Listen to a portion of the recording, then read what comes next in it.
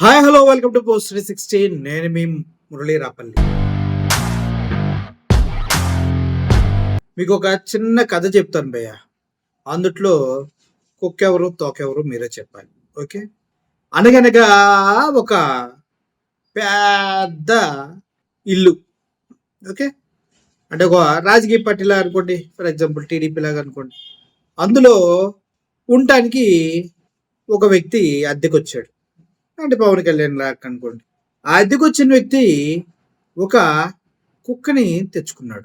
ఆ కుక్క తోక ప్రతిసారి ఇలా వంకర తిరిగే వస్తుంది. అంటే దాన్ని స్ట్రైట్ చేయడం కోసం చాలా మంది ట్రై చేస్తున్నారు. కానీ ఆ కుక్క తోక వంకర తిరుగుతూనే ఉంది.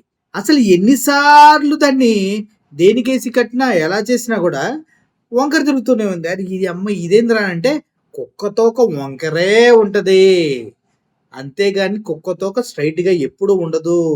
ఒకవేళ నువ్వు స్ట్రైట్ చేద్దామని చూసినా కూడా అది స్ట్రైట్గా ఉండదు అనమాట.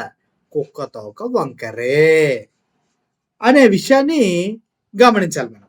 ఇప్పుడు జనసేన పార్టీలో ఒక ఆవిడ ఉంది. ఆవిడ వీర మహిళ అంటారో, ధీర మహిళ అంటారో, లేకపోతే ఇంకో విధమైన మహిళ అంటారో నాకు తెలియదు. ఆవిడ పైన చాలా వివాదాలు ఉన్నాయి. కారుమూరి వెంకట గారు చాలాసార్లు మాట్లాడినప్పుడు నాకు కొన్ని విషయాలు షేర్ చేశారు. కానీ పర్సనల్స్ ఎందుకులే అని మేము దాని గురించి వెళ్ళాం. అయితే ఇప్పుడు మూడు ఎందుకు వచ్చింది మధ్యలో? మూడు పక్కన పెట్టేద్దాం. మూడు అనేది లేదులేండి, తుచ్చి. మళ్ళీ ముగ్గురు మూడు పెళ్ళిళ్ళు ఇవన్నీ మనం మాట్లాడకూడదు.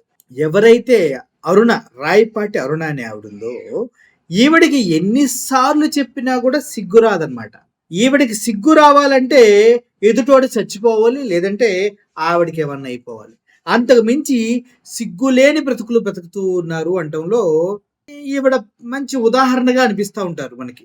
ఎందుకంటే చాలా మంది అదే చెప్తున్నారు, సార్ ఆవిడకి సిగ్గుండదు సార్, ఏది పడితే అది మాట్లాడుతుంది సార్, మినిమం లేకుండా జగన్మోహన్ రెడ్డి గారి ఫ్యామిలీని తిడతారు సార్, ఈవిడ ఫ్యామిలీ గురించి ఈవిడ పట్టించుకోదు సార్. అంటే ఈవిడ ఎవరితో ఉంటుందో, ఎక్కడ పడుకుంటుందో, ఎక్కడ తిరుగుతుందో, ఎక్కడ తింటుందో, పాపం రాజకీయాల్లో ఎంతో కష్టపడుతుంది, అవన్నీ మేము అడగంలే. కానీ రాజకీయాల్లో చాలా కష్టపడుతున్నారని తెలుసుకొని అని మేము చాలాసార్లు అనుకుంటూ ఉంటాం. కానీ ఈవిడ గురించి మేము ఏం మాట్లాడం.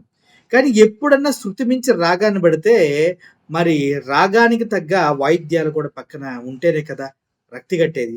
అందుకోసం అప్పుడప్పుడు కచేరీలు ఏర్పాటు చేసి ఇలా మాట్లాడుతూ ఉంటారనమాట. ఇది ఒక కచేరీలా ఫీల్ అవ్వండి. ఆవిడంటది, జగన్మోహన్ రెడ్డి గారు ఎవరిని పరామర్శించడానికి వెళ్తున్నారు? దొంగల్ని, గంజాయి తాగే వాళ్ళని, యువతని అని మొన్న తెనాలి విషయమై ఒక టీవీకి ఇచ్చినటువంటి డిబేట్లో మాట్లాడింది. దానికి కారుమూరి వెంకట గట్టిగా తింపి పెట్టాడు అనుకోండి. కానీ మన వంతుగా మనం కూడా ఏదైనా కొద్దిగా గిఫ్ట్లో ఇవ్వాలి కదా. అలాగే మొన్న ఒకసారి మాట్లాడుతూ ఈ ఉచితాల గురించి ప్రజలు మారాలండి, ఉచితాల పైన ఎందుకు ప్రజలు ఎంతగా ఇష్టపడుతున్నారు, ప్రజల్లో కూడా మార్పు రావాలని వాగింది. మరి ఉచితాల గురించి ప్రజలు మారాలన్నప్పుడు మరి అందరి దగ్గరికి వెళ్ళి మీటింగ్లు పెట్టి చెప్పొచ్చు కదా. ఉచితాలు వద్దని ప్రతి డిబేట్లో ప్రజలు ఉచితాల గురించి ఎక్స్పెక్ట్ చేయకండి, మా కూటమి ప్రభుత్వానికి అంత సీన్ లేదని చెప్పు ప్రతి డిబేట్లో.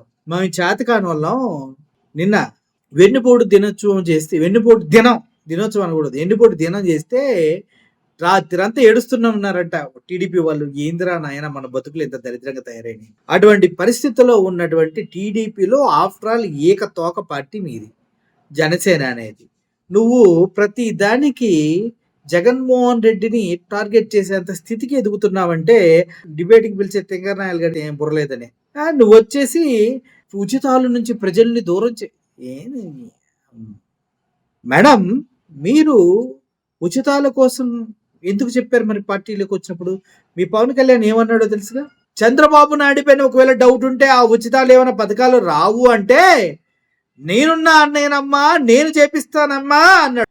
సిగ్గులేని పార్టీ మీది, డైరెక్ట్గా అనొచ్చు, సిగ్గులేని పార్టీ. సుగాలి ప్రీతి గురించి మాట్లాడలా, సంవత్సరం అయింది.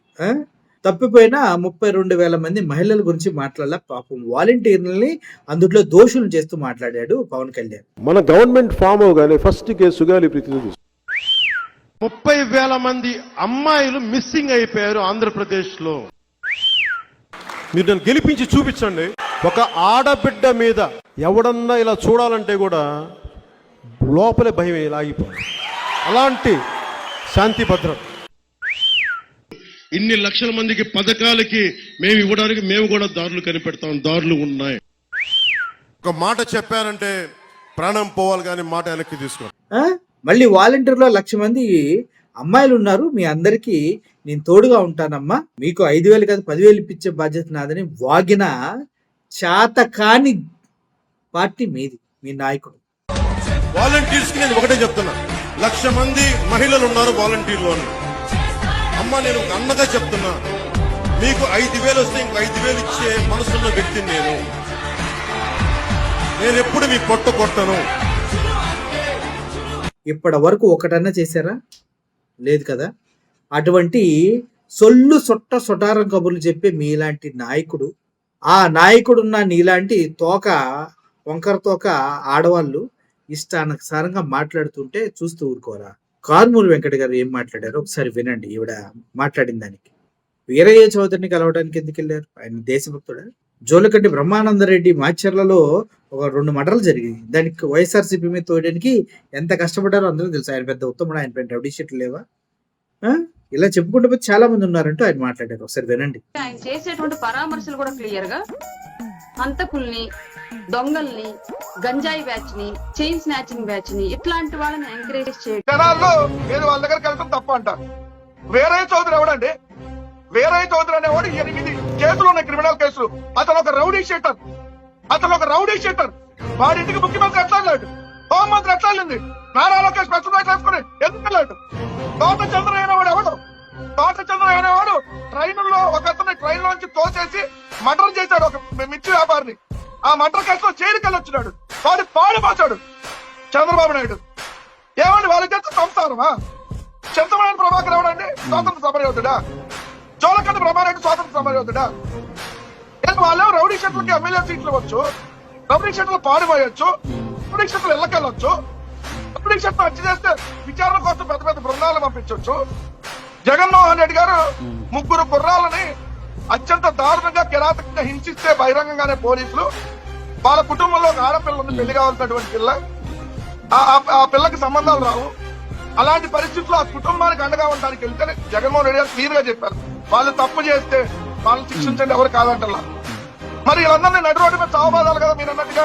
ఏది మిగిలిన తప్పులు చేసిన వాళ్ళందరినీ, కేసులున్న ప్రతి ఒక్కరిని కొట్టుకుంటా ఇలా పోతే మరి అందరినీ కొట్టాలి కదా. పొలిటీషియన్ ని కొట్టాలి, ఆ మీడియా రిపోర్టర్ని కొట్టాలి. విన్నారు కదా, కుక్క తోక వంకరే కానీ కుక్కకి నోరొచ్చి వాగితే ట్రీట్మెంట్ దేంతో ఉంటుంది తెలుసు కదా.